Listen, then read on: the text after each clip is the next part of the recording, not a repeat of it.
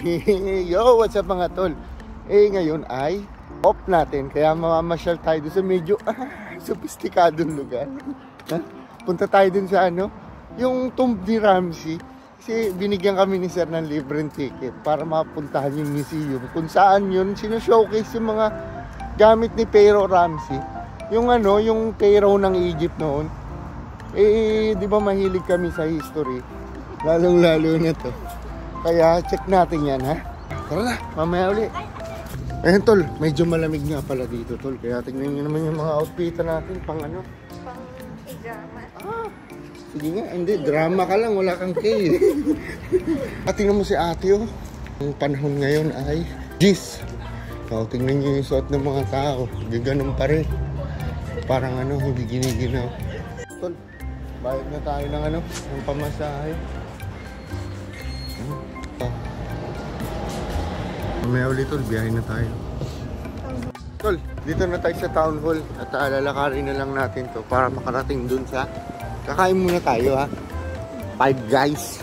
Sarap yung burger niya, nakabalot sa foil. Yan yung dito tol, town hall station. Yan yung St. Andrew's Cathedral, yung lagi natin pinupuntahan.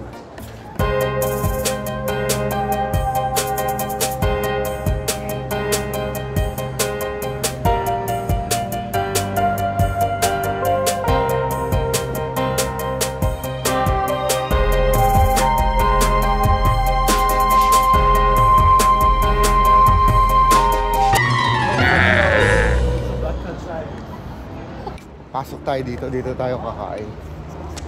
Dito. Akong bahala sa'yo ngayon, ha? Kaya pasok tayo. Grabe tol. Amoy pa lang pagpasok mo talaga. Malalasahan mo na yung linamnam. Tapos ahali yung drinks nila tol, oh. Ito lang aming binayaran, no? $55. Pero sulit naman yun siguro. Pwede kang kumuha dyan. Testingin natin kasi hindi pa naman tayo nakapag-testing dito, di ba?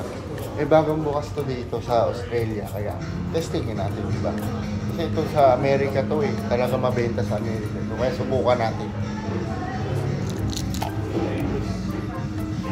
Una yata yun. Yun yung mga side condiments to. Dito nyo yung operation nila, oh.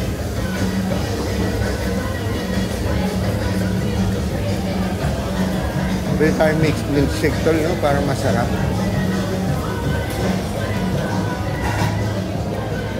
Kaya pa natin yung number natin. Number 34. Thanks, bro. Buksan na natin ito. Tignan natin. Kaya nakakuha mo yung mga condiments. Sigisa kami. Tignan natin kung ano yung bali-balita dito. Kung talagang maganda ba. Grabe, ang laki ng price. Tignan nyo naman tol. Sobrang laki. Harap. Ito yung sa akin. Bacon, Ang laki, no? Kaya pala mahal, no? Damn. Ganyan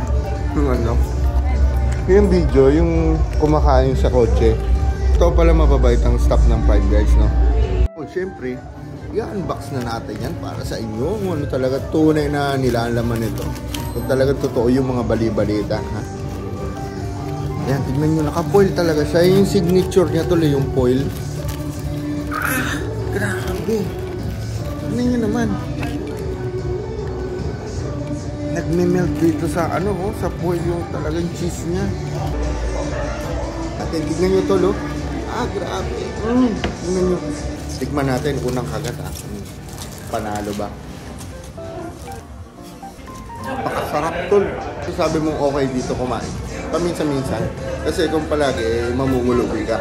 Pero kung talagang gusto mong kumain ng masarap na burger, dito ka talaga pupunta. Ito yun. Hindi siya yung masasabi mo na process na meat. Talagang ramdam na ramdam mo yung giniling na kinakagat mo. Lagyan natin ng ketchup. Grabe. Siyempre, testing naman natin ng may mayo. Panalo, tol. Ito yung price niya. Bigward yung price niya. Dito tol, garantisado mabubusog kapag lumabas ka.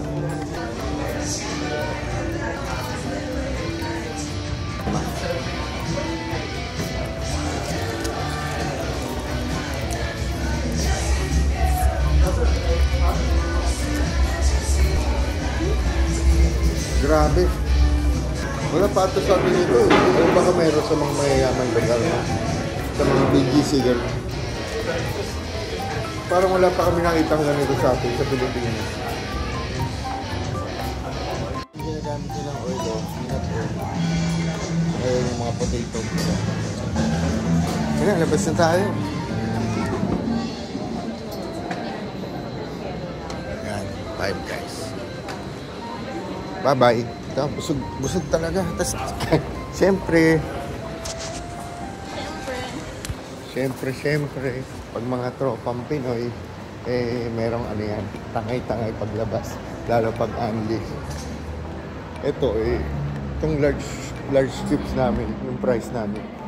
Hindi na namin kayang ubusin, kaya nag-take out na lang kami. Mas sulit siya kaysa sa McDo, no? Kaso medyo pricey. Hindi siya yung tipo na araw-araw mo siyang kakainin mo siya pag nag-crave ka sa burger. Hindi siya yun yung tipo ng gano'n. Yun yung paminsan-minsan, o pwede. Diba? Pero pagka palagi, mamumulubi ka, medyo mahal. Pag mayaman ka, siguro pwede. Pero sa mga kagaya namin mga slap soil. Dito ka rin, paminsan-minsan, testingin. Yun tol, yun, natapon yung inumin. Pero hindi naman lahat. May malapit na nga pala yung anon tol, Ayan, yung Sydney Vivid, yung pinunta natin last year. Kaya meron na naman tayong bagong papasyal. Kasama natin si Carla, magbo-boat ride tayo. Cruise. Bilang siya ng McDo. Yung McDo kasi nasa bungad. Kaya, pag hindi mo yun kilala yung 5 guys, hindi ka na mag-aabal ang pumasok doon. Pero kita nyo naman, di ba, sikat na sikat siya. Punong-puno yung yung resto. Meron pa ako isang gustong puntan dito. Pero wala pa ata dito sa Sydney, sa Australia. Yung In-N-Out Burger. Pagka nagkaroon din nun dito, yun ang must try din natin. Subukan natin. Mamaya uli kakain muna kami.